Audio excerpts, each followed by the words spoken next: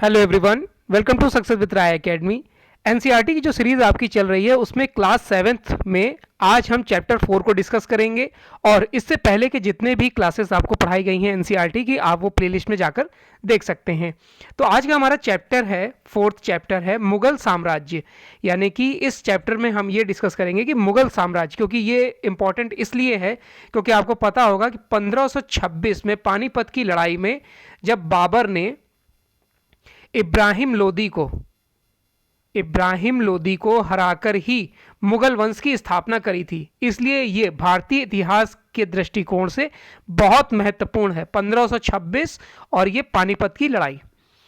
तो इसमें यह बताया गया कि मध्यकाल में किसी भी शासक के लिए भारतीय उपमहाद्वीप जैसे बड़े क्षेत्र में जहां लोग एक संस्कृतियों में इतनी अधिक विविधताएं रखते थे, उस पर शासन कर पाना इतना भी आसान नहीं था, यानी कि एक कठिन कार्य था। अगर हम पूर्ववर्ती विपरीत मुगलों ने एक साम्राज्य की स्थापना की और उसका कार्य पूरा किया जो अब तक केवल छोटी अवधियों के लिए ही संभव हो पाता था। यानी कि मुगल आते थे, आक्रमण करते थे, थोड़े शासन करते थे और फिर हार जाते थे। तो इसलिए ये जो लड़ाई है अब 16वीं सदी के उत्तरार्ध में ये काफ़ी महत्वपूर्ण लड़ाई मानी गई है। इन्होंने दिल्ली और आगरा से अपने राज्य का विस्तार करना शुरू किया और 17वीं शताब्दी में लगभग संपूर्ण महाद्वीप पर अधिकार प्राप्त कर लिया था। उन्होंने अपने जो शासन व्यवस्था है उसके ढांचे तथा शासन संबंधी जो भी विचार लागू किए वे उनके राज्य के पतन के बाद भी टिके रहे। यानी कि जो उनकी कार्यशैली थी, शासन करने का जो तरीका था, जब मुगल चले गए तो भी वो शासन प्रणाली चलती रही। उसमें क्या हुआ कि एक ऐसी राजनीतिक धरोहर थी जिसके प्रभाव में उपमहाद्वीप में उनके पश्चात आने वाले शासक अपने को अछूता ना रख सके। आज भारत के प्रधानमंत्री स्वतंत्र दिवस पर यानी स्वतंत्रता दिवस पर मुगल शासकों के निवास स्थान दिल्ली के लाल किले को ही प्राचीर से राष्ट्र को संबोधित करते हैं। यानी कि आज भी कहीं ना कहीं मुगल काल की स्थापत्य कला का ही यूज होता है। देखिए यहाँ पिक में समझाया दिखाया गया है, आप देख सकते हैं, या फिर आपने देखा भी होगा 15 अगस्त या 26 जनवरी को। उसके बाद ये बताया जा रहा है कि मुगल कौन थे। एक्चुअल में अगर मुगल देखा जाए तो मुगल चंगेज खां के वंशज थे। देखिए इतिहास में दो वंश बहुत महत्वपूर्ण माने गए हैं। एक तो है चीन और मध्य एशिया के मंगोल शासक चंगेज खां। तो मुगलों की जो माता थी वो चंगेज खां की वंशज थी, जिसकी मृत्यु 1227 ईस्वी में हुई थी। चंगेज खां की मृत्यु 1227 में हुई थी और जो मुगलों की माता थी वो चंगेज खां के वंशज की थी और पिता की ओर से वे ईरान, इराक और वर्तमान तुर्की के शासक तैमूर, जिसकी मृत्यु 1404 में हुई थी, के वंशज थे। अब आपको क्लियर हो गया होगा कि मुगल किसके वंशज थे। परंतु मुगल अपने को मुगल या मंगोल कहलवाना पसंद नहीं करते थे। ऐसा इसलिए था क्योंकि चंगेज खां से जुड़ी स्मृतियां सैकड़ों व्यक्तियों के नरसंहार से संबंधित है। यानी कि जो चंगेज खान थे वो नरसंहार के लिए फेमस थे। मतलब उनका जो शासन था वो अत्याचारी शासन के रूप में परिभाषित किया जाता है, इसलिए मुगल उनका वंशज कहलाना पसंद नहीं करते थे। वहीं दूसरी तरफ मुगल तैमूर के वंशज होने पर गर्व महसूस करते थे। वो इसलिए ज़्यादा करते थे क्योंकि वे उनके महान पूर्वज 1398 में दिल्ली पर कब्जा कर चुके थे।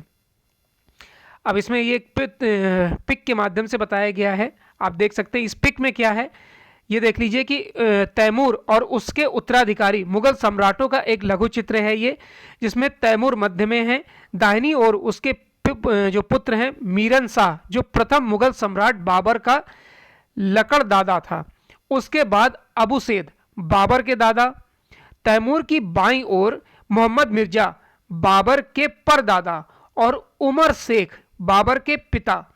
तैमूर की दाहिनी ओर तीसरे, चौथे और पांचवें व्यक्ति मुगल सम्राट बाबर, अकबर और शाहजहां हैं और उसकी दाईं ओर उसी क्रम में हुमायूं, जहांगीर और औरंगजेब हैं। मतलब ये चित्र के माध्यम से समझाया गया है। मुगल सैन्य अभियानों के बारे में बात करते हैं। प्रथम मुगल शासक बाबर ने जब 1526 से 1530 तक शासन किया था, जब 1494, देखिए यहां पर दिया गया है, 1494 में फरघाना राज्य का उत्तराधिकार प्राप्त किया तो उसकी उम्र केवल 12 वर्ष की थी। मंगोलों की दूसरी शाखा उजबेगों के आक्रमण के कारण उसे अपनी पैतृक गद्दी छोड़नी पड़ी थी। अनेक वर्षों तक भटकने के बाद 1504 में काबुल पर कब्जा कर लिया उसने और 1526 में दिल्ली के सुल्तान इब्राहिम लोदी को पानीपत में हराया, दिल्ली और आगरा को अपने कब्जे में ले लिया। अब हम तालिका 1, उतना इंपॉर्टेंट नहीं है, मैं बता रहा हूं आपको इसमें कि मुगलों के प्रमुख सैन्य अभियानों को दिखाया गया है, इसको ध्यान से पढ़ना है। जो कि आपको मैं बता रहा हूं कि जो पिक दिखाई गई है उसमें भी यही बताया गया है कि अगर गौर करें तो अफगान मुगल सत्ता के लिए तात्कालिक खतरा थे। मुगलों और अहोम, सिखों और मेवाड़ एवं मारवाड़ के संबंधों पर भी गौर करें तो सफाविद ईरान के अकबर और हुमायूं के संबंधों में क्या अंतर था? क्या औरंगजेब के शासनकाल में गोलकुंडा और बीजापुर के अधिग्रहण के दक्कन के युद्ध का अंत हो पाया था? ये सब कुछ इसमें डिस्कस करेंगे। अब यहां पर देखिए अभियानों के बारे में बताया गया है कि 1526 में ये बाबर का अभियान बताया गया है कि 1526 में पानीपत के मैदान में इब्राहिम लोदी और उसके अफगान समर्थकों को हराया। 1527 में खानवा में राणा सांगा राजपूत राजाओं और उनके समर्थकों को हराया।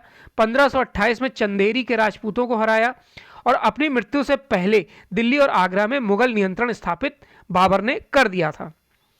हुमायूं 1530 से 40 एवं 1555 से 56। हुमायूं ने अपने पिता की वसीयत के अनुसार जायदाद का बंटवारा किया। प्रत्येक भाई को एक एक प्रांत मिला। उसके भाई मिर्जा कामरान की महत्वाकांक्षाओं के कारण हुमायूं अपने अफगान प्रतिद्वंदियों के सामने फीका पड़ गया। शेर खान ने हुमायूं को 2 बार हराया, 1539 में चौसा और 1540 में कन्नौज में। इन पराजयों ने उसे ईरान की ओर भागने को बाध्य कर दिया। ईरान में हुमायूं के सफाविद शाह की मदद ली। उसने 1555 में दिल्ली पर पुनः कब्जा कर लिया, परंतु उससे अगले वर्ष इमारत में एक दुर्घटना में उसकी मृत्यु हो गई। अब देखिए मुगल काल के बारे में शॉर्ट ट्रिक भी एक बनाई गई है मेरे द्वारा, मेरे ही चैनल पर। आप प्लेलिस्ट में जाकर शॉर्ट ट्रिक्स की जो प्लेलिस्ट है उस पर जाकर मुगल बादशाहों को याद करने की और उनके शासनकाल की ट्रिक को देख सकते हैं। अकबर ने 1556 से 1605 तक शासन किया। 13 वर्ष की अल्पायु में अकबर सम्राट बना। उसके शासनकाल को 3 अवधियों में विभाजित किया जा सकता है। 1556 से 70 के मध्य अकबर अपने संरक्षक बैरम खान और अपने घरेलू कर्मचारियों से स्वतंत्र हो गया। उसने सूरी और अन्य अफगानों, निकटवर्ती राज्यों मालवा और गोंडवाना तथा अपने सौतेले भाई मिर्जा हाकिम और उज्बेकों के विद्रोहों को दबाने के लिए सैन्य अभियान चलाए। 1568 में सिसोदियों की राजधानी चित्तौड़ और 1569 में रणथंभौर पर कब्जा कर लिया था। 1570 से 85 के मध्य गुजरात के विरुद्ध सैन्य अभियान हुए। इन अभियानों के पश्चात उसने पूर्व में बिहार, बंगाल और उड़ीसा पर भी अभियान चलाया, जिन्हें 1789 और 80 में मिर्जा हाकिम के पक्ष में हुए विद्रोह ने उसे जटिल कर दिया था। 1585 से 1605 के मध्य अकबर ने साम्राज्य का विस्तार किया। उत्तर पश्चिम में अभियान चलाए। सफाविदों को हराकर कांधार पर कब्जा किया गया और कश्मीर को भी जोड़ लिया गया। मिर्जा हाकिम की मृत्यु के पश्चात काबुल को भी उसने अपने राज्य में मिला लिया। उसके बाद जहांगीर ने अकबर के सैन्य अभियानों को आगे बढ़ाया। मेवाड़ के सिसोदिया शासक अमर सिंह ने मुगलों की सेवा स्वीकार की। उसके बाद सिखों, अहोमों और अहमदनगर के खिलाफ अभियान चलाए गए जो पूर्ण सफल नहीं हुए थे। जहांगीर के शासन के अंतिम वर्षों में राजकुमार खुर्रम, जो बाद में सम्राट शाहजहां कहलाया, ने विद्रोह किया। जहांगीर की पत्नी नूरजहां को शाहजहां को हाशिए पर ढकेलने के प्रयास किए गए जो असफल रहे। शाहजहां के बारे में जानते हैं। दक्कन में शाहजहां के अभियान जारी रहे। अफगान अभिजात खान जहान लोदी ने विद्रोह किया और वह पराजित हुआ। अहमदनगर के विरुद्ध अभियान हुआ जिसमें बुंदेलों की हार हुई और ओरछा पर कब्जा कर लिया गया। उत्तर पश्चिम में बल्ख पर कब्जा करने के लिए उज्बेकों के विरुद्ध अभियान हुए जो असफल हुए।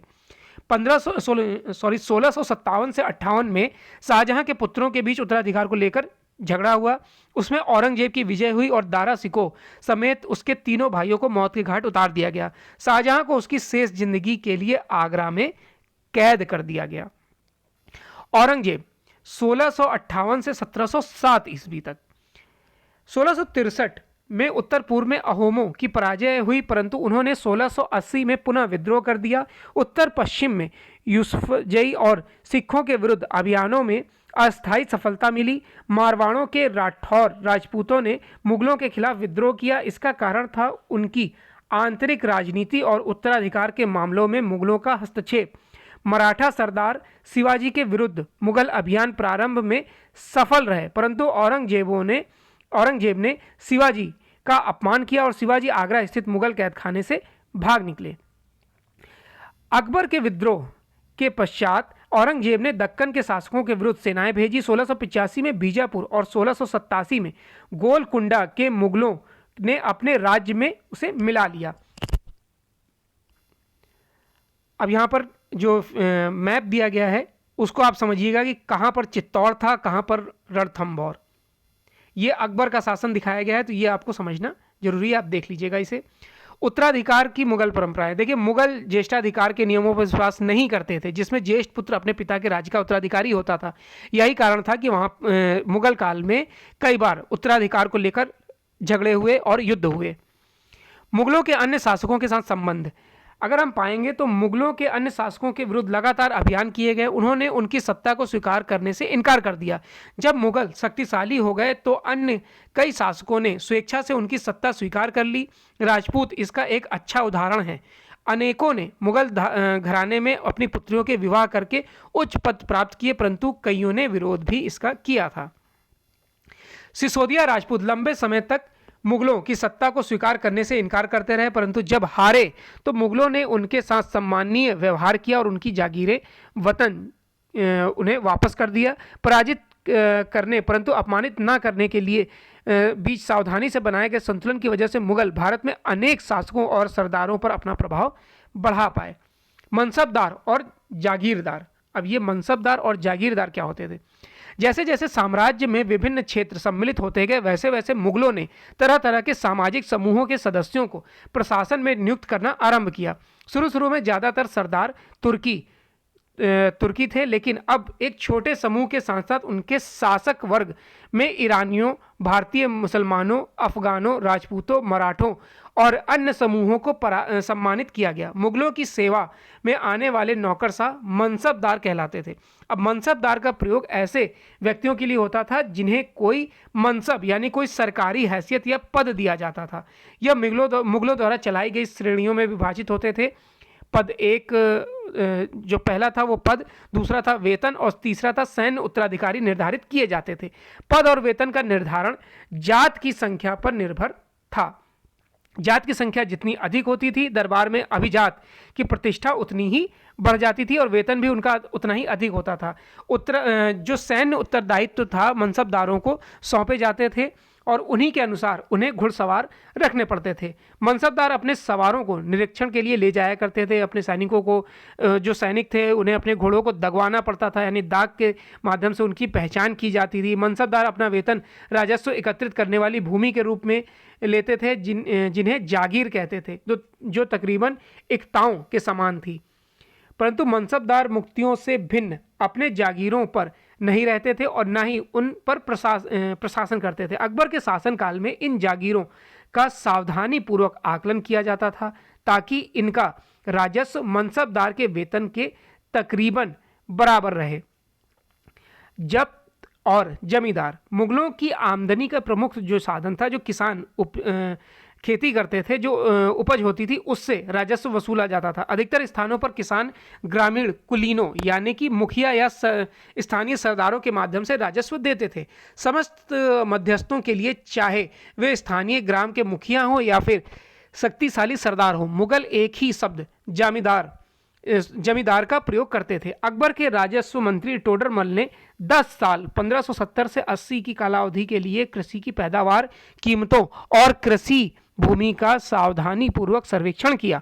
इन आंकड़ों के आधार पर प्रत्येक फसल पर नगद के रूप में कर राजस्व निश्चित किया गया। प्रत्येक सूबे को राजस्व मंडलों में बांटा गया और प्रत्येक की हर फसल के लिए राजस्व दर की अलग सूची बनाई गई। जो ये व्यवस्था मैंने बताई, इसको जब्त कहा जाता था। अकबरनामा और आईने अकबरी, यह भी कई बार एग्जाम में पूछा गया है कि अकबर ने अपने करीबी मित्र और दरबारी अबुल फजल को आदेश दिया कि वह उसके शासनकाल का इतिहास लिखे। अबू फजल ने इस इतिहास को 3 जिल्दों में लिखा और इसका शीर्षक था अकबर नामा। पहली जिल्द में अकबर के पूर्वजों का बयान, दूसरी में अकबर के शासनकाल की घटनाओं का विवरण और तीसरी जिल्द में आईने अकबरी, जिसमें अकबर के प्रशासन, घराने, सेना, राजस्व और साम्राज्य के भूगोलों का ब्यौरा मिलता है। इसमें समकालीन भारत के लोगों की परंपराएं और संस्कृति का विस्तृत वर्णन किया गया है। अकबर की नीतियां, नजदीकी से एक नज़र। प्रशासन के प्रमुख जो अभिलक्षण हैं अकबर निर्धारित थे और इनकी विस्तृत वर्णन अबू फजल की अकबरनामा में मिलते हैं, जैसे कि विशेषकर आईने अकबरी में मिलते हैं। अबू फजल के अनुसार साम्राज्य कई प्रांतों में बटा हुआ था जिन्हें सूबा कहा जाता है। सूबों के प्रशासक सूबेदार कहलाते थे, जो राजनैतिक तथा सैनिक दोनों प्रकार के कार्य का निर्वाह करते थे। प्रत्येक प्रांत में एक वित्तीय अधिकारी भी होता था जो दीवान कहलाता था। कानून और व्यवस्था बनाए रखने के लिए सूबेदार को अन्य अफसरों का सहयोग प्राप्त था, जैसे कि बख्शी सैनिक वेतनधारी होते थे, सदर धार्मिक और धर्मार्थ किए जाने वाले कार्यों का मंत्री होता था, फौजदार सेना नायक होता था और कोतवाल नगर का पुलिस अधिकारी होता था। अब जहांगीर के दरबार पर नूर जहां का प्रभाव, ये आप देख लीजिएगा स्क्रीनशॉट लेकर या फिर वीडियो पॉज करके। 1570 में अकबर जब फतेहपुर सिकरी में था तो उसने उलेमा, ब्राह्मणों, जेसुइट यानी कि पादरियों और जरदुस्त धर्म के अनुयायियों के साथ धर्म के मामलों पर चर्चा शुरू की। ये चर्चाएं इबादत खाना में हुई। अकबर की रुचि विभिन्न व्यक्तियों के धर्मों और रीति रिवाजों में थी। इस विचार विमर्श से अकबर की समझ बनी कि जो विद्वान धार्मिक रीति और मतान्धता पर बल देते हैं वे अक्सर कट्टर होते हैं। उनकी शिक्षाएं प्रजा के बीच विभाजन और असमंजस्य पैदा करती हैं। ये अनुभव अकबर को सुलह ए कुल या सर्वत्र शांति के विचार की ओर ले गया। सहिष्णुता की यह धारणा विभिन्न धर्मों के अनुयायियों में अंतर नहीं करती थी, अपितु इनका केंद्रीय बिंदु थी और नीति शास्त्र की एक व्यवस्था जो सर्वत्र लागू की जा सकी। सुलह कुल, अकबर की सुलह कुल की नीति का उनके पुत्र जहांगीर ने इस प्रकार वर्णन किया कि ईश्वरीय अनुकंपा के विस्तृत आंचल के सभी वर्गों और सभी धर्मों के अनुयायियों की एक जगह है, इसलिए उसके विशाल साम्राज्य में उसकी चारों ओर की सीमाएं केवल समुद्र से ही निर्धारित होती थीं। विरोध धर्मों के अनुयायियों की तरह तरह के अच्छे बुरे विचारों की जगह थी। अब है 17वीं शताब्दी में और उसके पश्चात मुगल साम्राज्य। मुगल साम्राज्य की प्रशासनिक और सैनिक कुशलता के फलस्वरूप आर्थिक और वाणिज्यिक समृद्धि में वृद्धि हुई। विदेशी यात्रियों ने इसे वैभव धनी देश बताया, जैसे कि किस्से कहानियों में वर्णित होता रहा है, परंतु यही यात्री इसी प्रचुरता के साथ मिलने वाली दरिद्रता को देखकर विस्मित रह गए। सामाजिक असमानताएं साफ दिखाई पड़ती थीं। शाहजहां के शासनकाल के 20वें वर्ष के दस्तावेजों से हमें पता चलता है कि ऐसे मनसबदार जिनको उच्चतम पद प्राप्त था कुल 8000 में से 445 ही थे। कुल मनसबदारों की एक छोटी संख्या 5.6% को ही साम्राज्य के अनुमानित राजस्व का 61.5% स्वयं उनके व उनके सवारों के वेतन के रूप में दिया जाता था। मुगलों के कुलीन वर्ग के हाथों में बहुत धन और संसाधन थे।